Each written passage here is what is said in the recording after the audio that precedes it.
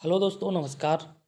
आज हम बात करेंगे उच्च न्यायालय के बारे में, हाई कोर्ट के बारे में। ठीक, यहाँ से भी क्वेश्चन बनते हैं पॉलिटी में, ठीक है, बट इतने नहीं बनते जितने जो है मौलिक कर्तव्य से, मौलिक अधिकार से बनते हैं, ठीक है ना। नीति निर्देशक तत्वों से बनते हैं, उद्देशिका से बनते हैं, और जो स्रोत हैं, ठीक है ना, वहाँ से बनते हैं। प्रधानमंत्री से, राष्ट्रपति से भी क्वेश्चन बनते हैं, लेकिन ये भी कम इम्पोर्टेंट नहीं है। ठीक, इससे पहले जो भी वीडियो आई है प्लीज़ उनको भी देख लेना। सॉरी।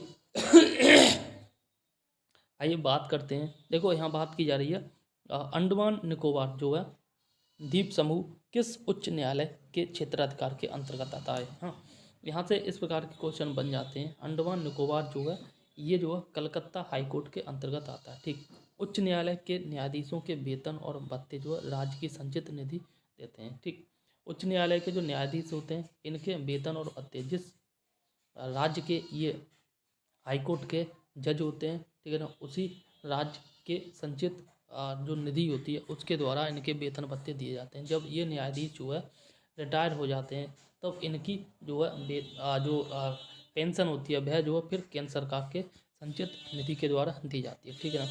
जैसे ऐसे ये न्यायाधीश है, ठीक है ना, और इस न्यायाधीश ने पूरे अपने जीवन काल में मान लो 5 राज्यों के न्यायाधीश के रूप में कार्य किया। ठीक, तो जब ये रिटायर हुए तब इनको हटा दिया, ठीक है ना, काम इनका सेवा समाप्त हो गई। तो ये 5 जो राज्य हैं ये कहेंगे हम क्यों दें भाई, आपके यहाँ भी तो काम किया।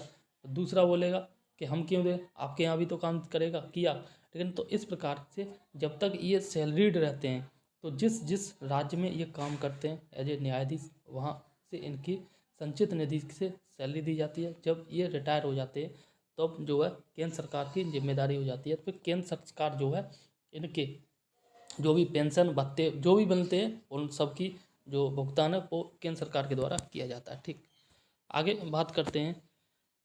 एंड आगे बात की जा रही है कि उच्चतम न्यायालय के निर्णय से पूर्व किस उच्च न्यायालय ने यह निर्णय दिया था कि एक ही बार में 3 बार तलाक कहने से जो तय से तलाक होना गैर कानूनी होगा। ये high court, Allahabad high court ने, मतलब जो तलाक था ना, तलाक तलाक तलाक और इससे ख़त्म, ठीक है ना, तो ये सब कहना अब गैर कानूनी हो गया। और ये फैसला जो है इलाहाबाद हाई कोर्ट ने बोला है। ठीक, ये कहना भी गलत है, मतलब रिश्ते इतनी आसानी से बिगड़ जाएं, बहुत बेकार है। और खैर यहाँ बात करते हैं न्यायाधीशों को हटाने की प्रक्रिया में 3 सदस्यीय जो समिति है, ठीक है ना, जिसमें आपका भारत के मुख्य न्यायाधीश सीजेआई या फिर जो उच्चतम मतलब सुप्रीम कोर्ट न्यायालय का कोई अन्य वरिष्ठ अधिकारी, ठीक, वरिष्ठ अन्य न्यायाधीश, ठीक, उच्च न्यायालय का मुख्य न्यायाधीश और जो एक प्रख्यात विधिवेत्ता होता है। ठीक, किसमें जो न्यायाधीशों को हटाया जाता है उसमें 3 सदस्य की समिति होती है। 3 सदस्य में कौन कौन से होते हैं, एक तो सीजीआई होता है या फिर जो सुप्रीम कोर्ट का अन्य कोई वरिष्ठतम न्यायाधीश हो सकता है। ठीक, इसके बाद जो है उच्च न्यायालय का मुख्य न्यायाधीश होता है, हाई कोर्ट का मुख्य न्यायाधीश होता है, और जो है एक प्रख्यात विधिवेत्ता मतलब वकील होता है। ठीक, आगे बात करते हैं। एक उच्च न्यायालय का न्यायाधीश अपना पत्र त्यागपत्र जो है ये राष्ट्रपति को देता है। ठीक, एक उच्च न्यायालय मतलब हाई कोर्ट का जो न्यायाधीश होता है वह अपना त्यागपत्र, यहाँ पर दूसरा ऑप्शन आएगा एक राज्यपाल, ठीक है ना, तो याद रख लो राज्यपाल को नहीं देता है। हाई कोर्ट का जज अपना त्यागपत्र जो है राष्ट्रपति को राष्ट्रपति को देता है, ठीक है ना, याद रख लेना, राज्यपाल को नहीं देगा, राष्ट्रपति को देता है। ठीक, और राष्ट्रपति के द्वारा ही जो है हाई कोर्ट के जजों की नियुक्ति की जाती है, याद रख लेना। और राज्यपाल के द्वारा जो है डिस्ट्रिक्ट जज की नियुक्ति की जाती है, किसकी, डीजे की। ठीक, आगे बात करते हैं। आगे बात की जा रही है कि उच्च न्यायालय मतलब हाई कोर्ट के न्यायाधीश की सेवानिवृत्ति की आयु जो है 62 साल है, और 65 साल जो है ये सुप्रीम कोर्ट के जज की आयु होती है। ठीक, रिटायरमेंट की आयु होती है। आगे बात की जा रही है सर्वोच्च न्यायालय, जब सर्वोच्च न्यायालय किसी व्यक्ति अथवा संस्था को उसके दायित्व के निर्वहन हेतु जो है रिट की जारी की जाती है तो उस लेख को क्या कहते हैं, उस लेख को जो है आपका परमादेश कहते हैं, इसको इंग्लिश में बोलते हैं मैंडामस। ठीक, आगे बात की जा रही है भारत में उच्च न्यायालयों की कुल कितनी संख्या, 25 है, ठीक है ना। वहीं न्यायाधीशों की बात करें तो 34 है, और 34 में 2 प्रकार के न्यायाधीश होते हैं, एक 33 और एक 1 होता है सीजीआई, और जो 33 ये जो है अन्य न्यायाधीश होते हैं। ठीक, तो इस प्रकार से 34 न्यायाधीश होते हैं कुल, और अभी वर्तमान में 25 जो है हाई कोर्ट है, 28 राज्य और 8 जो केंद्र शासित प्रदेश हैं। ठीक, आगे बात की जा रही है संपत्ति का अधिकार वर्तमान में वैधानिक अधिकार, ठीक है, लीगल राइट्स है जिसकी रक्षा के लिए उच्च न्यायालय रिट जारी की जाती है। ठीक, नेक्स्ट क्वेश्चन कह रहा है राज्य के उच्च न्यायालय का मुख्य क्षेत्राधिकार के अंतर्गत कौन सा अधिकार नहीं आता है। ठीक है ना, तो ये जो है आपका परामर्श संबंधी क्षेत्राधिकार नहीं आता है। किसके अंतर्गत? राज्य के हाईकोर्ट का क्षेत्राधिकार के अंतर्गत नहीं आता है। ठीक, परामर्श संबंधी क्षेत्राधिकार हाईकोर्ट के अंतर्गत नहीं आता है। बाकी बात करें अधीनस्थ न्यायालयों के बारे में, तो अधीनस्थ न्यायालयों, ठीक है ना, सबॉर्डिनेट कोर्ट्स की कार्य पद्धति का परीक्षण कौन सी याचिका करती है? ये जो उत्प्रेषण यानी कि सरसरी सरसरी करती है। ठीक, मूल अधिकारों का संरक्षण जो हाई कोर्ट और सुप्रीम कोर्ट दोनों में की अधिकारिकता में आता है। मतलब जैसे आपको रिट करनी है, ठीक है ना, कि आपके मौलिक अधिकारों का हनन हुआ है और आपको रिट दायर करनी है, तो रिट दायर जो है आप या तो सुप्रीम कोर्ट जा सकते हैं, वहाँ से कर दो, या फिर जो आप हाई कोर्ट चले जाएँ, आपका जो भी हाई कोर्ट पड़ता है और वहाँ पे भी कर सकते हैं। ठीक, इसके साथ सुप्रीम कोर्ट के द्वारा 5 रिट जारी की जाती है। वहीं हाई कोर्ट की बात करें, हाई कोर्ट के द्वारा 6 रिटें जारी की जाती हैं। ठीक, एंड आगे बात करते हैं भारत के संविधान के अनुसार जिला न्यायाधीश यानी कि डिस्ट्रिक्ट जज के अंतर्गत कौन सम्मिलित नहीं है। ठीक है ना, तो ये जो आपका अधिकरण न्यायाधीश ट्रिब्यूनल जज सम्मिलित नहीं है। ठीक, तो आगे बात करते हैं उच्च न्यायालय से संबंधित अनुच्छेद के बारे में। ठीक, तो यहाँ पे बात की जाए अनुच्छेद विषय, ठीक है ना, पहले हम ये देख लेते हैं हाईकोर्ट से संबंधित जो भी महत्वपूर्ण अनुच्छेद है उनको यहाँ पे बात की जा रही है। जैसे अनुच्छेद 214 में बात करें तो राज्यों के लिए उच्च न्यायालय मतलब हाईकोर्ट की व्यवस्था की जाती है। अनुच्छेद 215 में जो है उच्च न्यायालय अभिलेख के न्यायालय के रूप में बात की जाती है। ठीक है ना, उच्च न्यायालय के अभिलेख के न्यायालय के रूप में। ठीक, बात करें अनुच्छेद 216 में तो जो हाईकोर्ट का गठन किया गया। ठीक, अनुच्छेद 17 में जो है हाईकोर्ट के उच्च न्यायालय की जगह हाईकोर्ट बोल रहा हूँ, ठीक है, हाईकोर्ट के न्यायाधीश पद के लिए नियुक्ति तथा अर्हताएँ होती हैं। और अनुच्छेद वहीं 218 की बात करें तो अनुच्छेद 218 में, ठीक, इसमें जो है उच्च न्यायालय में उच्चतम न्यायालय से संबंधित कुछ प्रावधानों को लागू किया। ठीक, आगे बात करें अनुच्छेद 219 के बारे में तो यहाँ पे बात की गई है उच्च न्यायालय के न्यायाधीशों की शपथ ग्रहण करना। और अनुच्छेद 220 में बात की गई है स्थायी न्यायाधीश बहाल होने के बाद जो प्रैक्टिस पर प्रतिबंध लगाना। ठीक, आगे बात करते हैं अनुच्छेद 221 में बात की गई है न्यायाधीशों का वेतन भत्ते आदि के बारे में। और अनुच्छेद 222 में बात की गई है किसी न्यायाधीश का एक उच्च न्यायालय से दूसरे उच्च न्यायालय में स्थानांतरण। और अनुच्छेद 223 में बात की गई है कार्यवाहक मुख्य न्यायाधीश की नियुक्ति के बारे में। ठीक, आगे बात करें अनुच्छेद 224 में तो इसमें बात की गई है अतिरिक्त एवं कार्यवाहक न्यायाधीश की नियुक्ति के बारे में। ठीक, अंत में देख लेते हैं उच्च न्यायालय के न्यायाधीशों को पेंशन भत्ते जो भारत की संचित निधि से दिया जाता है। ठीक है ना, यहाँ बात की जा रही है ना उच्च न्यायालय के न्यायाधीशों के पेंशन भत्ते जो है भारत की संचित निधि से दिए जाते हैं केंद्र सरकार के द्वारा।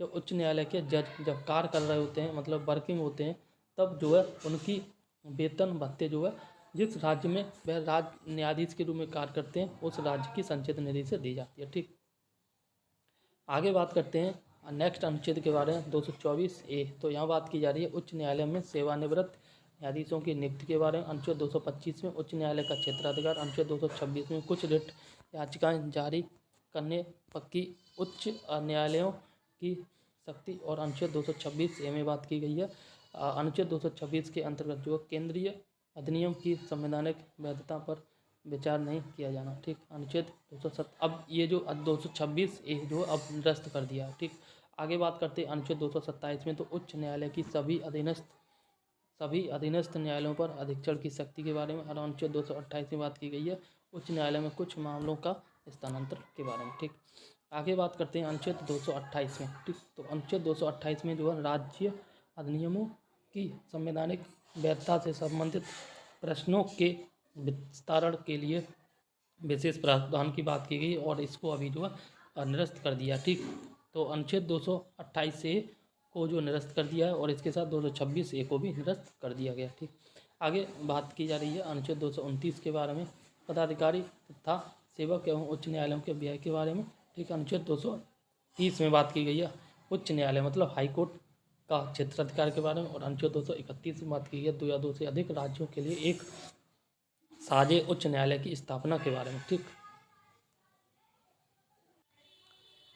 आगे बात की जा रही है और आगे बात की जा रही है हाई कोर्ट की जो पीठ की अवस्थिति एवं क्षेत्राधिकार के बारे में। ठीक, तो जैसे अगर बात करें कोलकाता, तो इसका कोलकाता हाई कोर्ट की बात करें तो इसकी स्थापना 1862 में हुई। ठीक, और इसके अंतर्गत जो है पश्चिम बंगाल आता है, अंडमान निकोबार द्वीप समूह आता है और इसकी मुख्य खंडपीठ, ठीक है ना, जो है कोलकाता में है, पोर्ट ब्लेयर में खंडपीठ है। ठीक, मुख्य खंडपीठ कोलकाता में और खंडपीठ जो है पोर्ट ब्लेयर में। खंड ऐसे मान लो मुख्य हाईकोर्ट तो कोलकाता में, ठीक, और इसी का एक ब्रांच है, ब्रांच के रूप में जो है पोर्ट ब्लेयर में भी बनी है। ठीक, आगे बात की जा रही है मुंबई हाई कोर्ट के बारे में। तो मुंबई हाई कोर्ट की भी स्थापना जो है आपकी 1862 में हुई और इसके अंतर्गत जो है देखो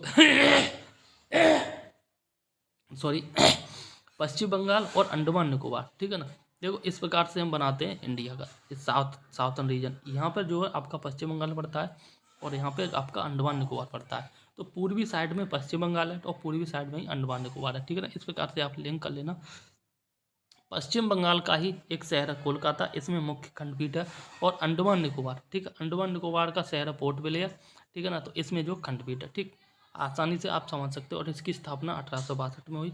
अब बात करते हैं मुंबई हाई कोर्ट के बारे में। ठीक, मुंबई हाई कोर्ट की बात करें तो इसकी स्थापना 1862 में हुई और इसके अंतर्गत क्षेत्राधिकार है महाराष्ट्र, दादरा व नगर हवेली और दमन और दीव और गोवा है। ठीक, अब बात करते हैं फिर पुनः, देखो इस प्रकार से यहाँ पे तो महाराष्ट्र हो गया, ठीक है, और यहाँ पे जो आपका हो गया आपका गोवा हो गया। ठीक, दादरा नगर हवेली की बात करें तो ये गुजरात के नीचे यहाँ पे पड़ता है, दादरा नगर हवेली तथा दमन व दीव। तो ये जो आपके पूर्वी साइड पर, सॉरी पश्चिमी साइड पड़ गए सारे के सारे, ठीक है ना। तो इस प्रकार से आप याद कर सकते हो, ठीक है ना। इसका मुख्य खंडपीठ जो है मुंबई में और नागपुर पणजी है, औरंगाबाद में खंडपीठ है। कहाँ कहाँ? नागपुर महाराष्ट्र का शहर है, पणजी महाराष्ट्र और औरंगाबाद महाराष्ट्र में खंडपीठ है। ठीक, आगे बात करते हैं मद्रास हाईकोर्ट की। ठीक, मद्रास हाईकोर्ट की बात करें तो इसका जो क्षेत्राधिकार है वो तमिलनाडु और पुदुचेरी और इसकी मुख्य खंडपीठ है मद्रास में। ठीक, आगे बात करते हैं इलाहाबाद हाई कोर्ट के बारे में। इसका क्षेत्राधिकार उत्तर प्रदेश है, ठीक, और इसकी मुख्य खंडपीठ इलाहाबाद में और जो है खंडपीठ आपकी लखनऊ में। ठीक, आगे बात करें पटना, पटना का जो है क्षेत्राधिकार बिहार में है, ठीक है ना। पटना हाई कोर्ट का क्षेत्राधिकार बिहार में और इसकी मुख्य खंडपीठ पटना में। ठीक, जम्मू कश्मीर की बात करें, जम्मू कश्मीर लद्दाख में। जम्मू कश्मीर हाई कोर्ट की अभी हाल ही में जो है इसका शिलान्यास किया गया है DY चंद्रचूड़ के द्वारा। ठीक, और ये जो है जम्मू कश्मीर श्रीनगर व जम्मू कश्मीर में बनेगा। ठीक, आगे बात करें मध्य प्रदेश के बारे में तो ये क्षेत्राधिकार मध्य प्रदेश और जबलपुर में इसकी मुख्य खंडपीठ है। ठीक, पंजाब हाई कोर्ट, पंजाब एवं हरियाणा का हाई कोर्ट जो है क्षेत्राधिकार पंजाब हरियाणा चंडीगढ़, चंडीगढ़ इसकी मुख्य खंडपीठ है। गुवाहाटी की बात करें तो असम, नागालैंड, मिजोरम और अरुणाचल प्रदेश, ठीक है ना, इसकी खंडपीठ गुवाहाटी है। कोहिमा, इम्फाल, अगरतला में खंडपीठ है। ठीक, उड़ीसा में उड़ीसा, राजस्थान में राजस्थान, आंध्र प्रदेश में आंध्र प्रदेश, केरल में केरल एवं लक्षद्वीप। ये याद कर लेना, केरल हाईकोर्ट का जो है केरल भी क्षेत्राधिकार है और लक्षद्वीप भी पड़ता है। ठीक, केरल भी है और आपका लक्षद्वीप भी है। ठीक है, तो इस प्रकार से इंडिया के मैप बनाए तो ये आपका नीचे केरल पड़ गया और नीचे केरल के पास में जो आपका लक्षद्वीप है। लक्षद्वीप में कितने 36 द्वीप है, ठीक है ना, और 76,000 करीब जनसंख्या रहती है। तो केरल हाईकोर्ट के अंतर्गत जो लक्षद्वीप आता है, याद रख लेना, और केरल स्वयं भी आता है और इसका जो है मुख्य खंडपीठ एर्नाकुलम में। ठीक, गुजरात दिल्ली, नई दिल्ली, ठीक है ना, और हिमाचल प्रदेश, सिक्किम, छत्तीसगढ़, उत्तराखंड, झारखंड। ठीक, तो इसके तो स्वयं के ही हाई कोर्ट है, इनका कोई अलग से हाई कोर्ट, केवल आपको वो याद कर लो कि जिस जो हाई कोर्ट के अंतर्गत जो है स्वयं स्टेट है और इसके साथ जो है ना अन्य स्टेट भी उसी हाई कोर्ट के अंतर्गत आते हैं। ठीक, बाकी का ईजी है, आराम से याद कर सकते हैं। ठीक, आगे बात करते हैं निवारक निरोध के अंतर्गत एक व्यक्ति को बिना मुकदमे चलाए जो है कितने समय तक बंदी बनाकर रह सकते हैं? ये 3 माह तक रख सकते हैं, ठीक है ना। आगे इलाहाबाद उच्च न्यायालय यानी इलाहाबाद हाईकोर्ट का गठन जो हुआ ये 1866 में हुआ। ठीक, इसी प्रकार से यहाँ नेक्स्ट कह रहा है, और नेक्स्ट कह रहा है न्यायालय में कार्यवाही लंबित होने की दशा में लागू की जाती है, प्रतिशत लागू की जाती है। और वही बात करें उच्च न्यायालय की अधीक्षण शक्ति में जो है सैन्य न्यायालय शामिल नहीं है। ठीक, आगे बात करते हैं केंद्र राज्य संबंध के बारे में, सेंटर स्टेट रिलेशन के बारे में। ठीक, तो सेंट्रल स्टेट रिलेशन की बात करें तो यहाँ बात की जा रही है भारत की संघीय शासन प्रणाली किस देश के संविधान से ली गई है, तो ये आपको पता है कनाडा से ली गई है संघीय शासन प्रणाली। ठीक, वही बात करें किस सूची के विषयों पर केंद्र व राज्य सरकार दोनों कानून बना सकती है। समवर्ती सूची के विषय पर केंद्र भी कानून बना सकता है और राज्य भी कानून बना सकता है, लेकिन सबसे ज़्यादा शक्ति जो है केंद्र के पास होती है। ठीक, वही बात करें केंद्र राज्य संबंध किस अनुसूची में, ये जो है आपका 7वीं अनुसूची में। ठीक, नेक्स्ट क्वेश्चन कह रहा है केंद्र राज्य संबंधों पर वर्ष 1971 में राज्य मन्नार समिति का गठन जो है तमिलनाडु में किया गया था। ठीक है ना। इसी प्रकार से नेक्स्ट क्वेश्चन कह रहा है संघ सूची में किए गए संशोधन। ठीक, जैसे आगे बात करें छठे संविधान संशोधन 1956 के द्वारा प्रविष्ट संख्या 92 क जोड़ी गई। इसका विषय जो है, इसका विषय समाचार पत्रों से भिन्न वस्तुओं के अंतर राज्यीय क्रय या विक्रय पर जो है कर। ठीक, आगे 7वें संविधान संशोधन 1956 के द्वारा जो है प्रविष्ट संख्या 33 का लोप किया गया और इसका विषय है केंद्र के उद्देश्यों के लिए संपत्ति का अधिग्रहण करना। एंड आगे बात करें इससे जो है संघ सूची से हटाकर जो समवर्ती सूची में शामिल किया गया है। ठीक, आगे 42वें संविधान संशोधन 1976 द्वारा जो है प्रविष्ट 2 क जोड़ी गई और इसका संबंध जो किसी राज्य में केंद्र के सशस्त्र बलों की नियुक्ति से है। एंड नेक्स्ट क्वेश्चन कह रहा है 40वें संविधान संशोधन 1982 के द्वारा जो प्रविष्ट संख्या 92 ख जोड़ी गई और इसका संबंध जो है अंतरराज्यीय व्यापार या वाणिज्य के दौरान जो है दौरान होने वाले माल के पारेषण पर कर से है। ठीक, 28वें संविधान संशोधन 2003 के द्वारा प्रविष्ट संख्या 92 ग जोड़ी गई और इसका संबंध जो है सेवा कर से था। ठीक, वही बात करें क्षेत्रीय परिषदों के बारे में तो क्षेत्रीय परिषद इनका मतलब रीजनल काउंसिल्स का सृजन जो है किसके माध्यम से किया जाएगा, इसका जो सृजन है इनका सृजन संसदीय कानून के माध्यम से किया गया। ठीक, आगे बात करते हैं अंतर्राज्यीय परिषद इंटर स्टेट काउंसिल का उपबंध जो किस अनुच्छेद में किया गया, इसका उपबंध जो अनुच्छेद 263 में किया गया। रेडियो या दूरदर्शनों के विज्ञापनों पर कौन कर लगाता है, ये जो है का राज्य सरकार कर लगाती है। ठीक, इसी प्रकार से नेक्स्ट क्वेश्चन कह रहा है भारतीय संविधान का अनुच्छेद 249 राज्य सूची के विषयों के संबंध में संसद की विधायी शक्तियों से संबंधित है। ठीक, आगे बात करते हैं केंद्र सरकार जल विवादों के समाधान के लिए न्यायाधिकरण ट्रिब्यूनल की स्थापना भी कर सकता है। ठीक, आगे बात करते हैं केंद्र और राज्य के मध्य शक्तियों का विभाजन जो किस अनुच्छेद के अंतर्गत किया गया, ये अनुच्छेद 245 246 के अंतर्गत किया गया है। अंतर्राज्यीय परिषद का पदेन अध्यक्ष कौन होता है, अंतर्राज्यीय जो परिषद होती है, ठीक है ना, इनका अध्यक्ष जो प्रधानमंत्री होता है, याद कर लेना अंतर्राज्यीय परिषद का अध्यक्ष प्रधानमंत्री होता है। संघ द्वारा कौन सा कर या लगाया जाता है और वसूला जाता है तथा संघ तथा राज्यों में बांटा जाता है, ये जो है आपका कृषि आय के अतिरिक्त आय पर कर लगाया जाता है। ठीक, कृषि आय के अतिरिक्त जो भी कर होता है ना वह संघ के द्वारा लगाया जाता है, वसूला जाता है। ठीक, और राज्यों में बांटा जाता है।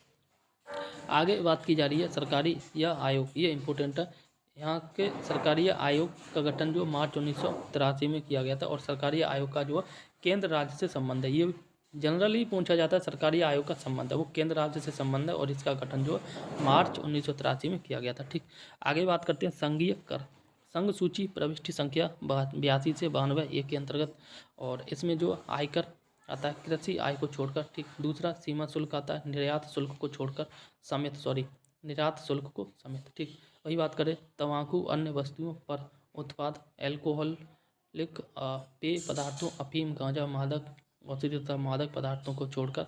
एंड आगे बात करें निगम कर, ठीक है ना, निगम कर आता है, इसको बोलेंगे कॉरपोरेट टैक्स और व्यक्तियों तथा कंपनियों की संपत्तियों के पूंजी पर कर कृषि भूमि को छोड़कर। एंड संपदा शुल्क, इसको बोलेंगे स्टेट ड्यूटी भूमि कृषि से भिन्न संपत्ति पर। ठीक, एंड नेक्स्ट क्वेश्चन कह रहा है, इसमें कह रहा है संपत्ति के उत्तराधिकार पर शुल्क भूमि कृषि भूमि को छोड़कर। एंड रेल समुद्र व वायु मार्ग द्वारा ले जाए जाने वाले वस्तुओं और यात्रियों पर सीमा शुल्क एंड टर्मिनल टैक्स तथा रेल भाड़ों और माल भाड़ों पर कर। ठीक, नेक्स्ट कह रहा है स्टॉक एक्सचेंज तथा वायदा कर। ठीक, स्टॉक एक्सचेंज तथा वायदा बाजार, इसको बोल देंगे फ्यूचर मार्केट्स के समव्यवहारों पर स्टाम्प शुल्क से भिन्न कर। एंड स्टाम्प शुल्क, इसको बोलेंगे स्टाम्प ड्यूटी और समाचार पत्रों के क्रय विक्रय तथा उसमें प्रकाशित विज्ञापनों पर भी कर। ठीक, इसी प्रकार से नेक्स्ट देखते हैं समाचार पत्रों से विभिन्न भिन्न वस्तुओं के क्रय विक्रय पर कर, अंतर्राज्यीय व्यापार के दौरान और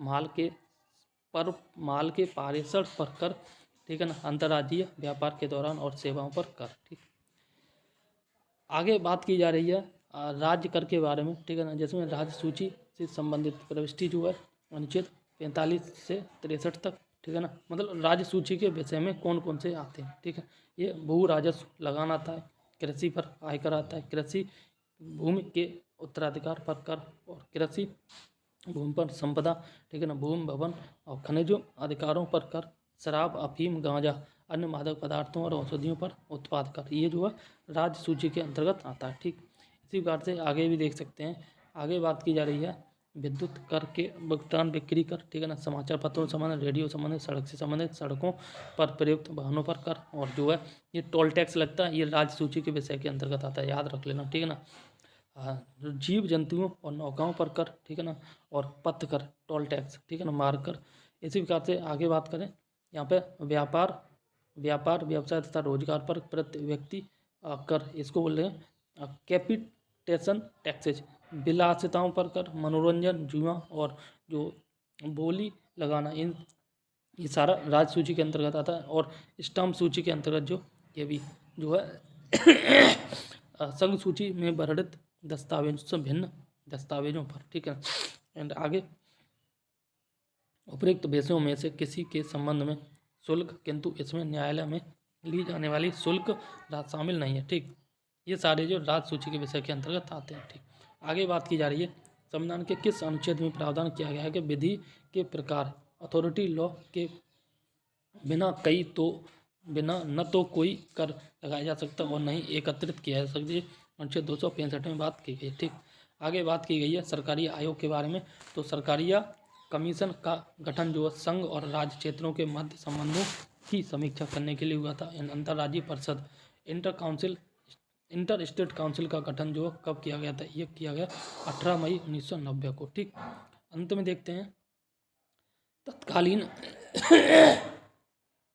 तत्कालीन प्रधानमंत्री श्री विश्व प्रताप सिंह की अध्यक्षता में जो है अंतर्राज्यीय परिषद की एक बैठक हुई थी और ये 10 अक्टूबर 1990 को यह बैठक हुई थी। ठीक, आगे आयोग एवं समितियां, यहाँ से क्वेश्चन बनते हैं। ठीक है ना, जो जितनी भी समितियां हैं वहाँ से 100% क्वेश्चन बनता है और एक न एक क्वेश्चन बन ही जाता है।